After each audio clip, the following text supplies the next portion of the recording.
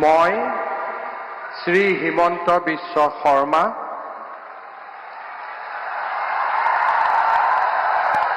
ঈশ্বৰৰ নামত শপত লওঁ যে বিধিৰ দ্বাৰা স্থাপিত ভাৰতৰ সংবিধানৰ প্ৰতি মই প্ৰকৃত বিশ্বাস আৰু আনুগত্য পোষণ কৰিম।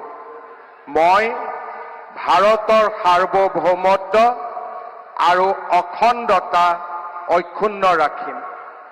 মই অসমৰ মুখ্যমন্ত্ৰী হিচাপে মোৰ কৰ্তব্য বিশ্বস্ততাৰে আৰু শুদ্ধ অন্তঃকৰণেৰে সম্পাদন কৰিম আৰু মই ভয় বা পক্ষপাত, অনুৰাগ বা বিদ্বেষ নোহোৱাকৈ সংবিধান আৰু আইন অনুসাৰে সকলো শ্ৰেণীৰ লোকৰ প্ৰতি ন্যায় আচৰণ কৰিম।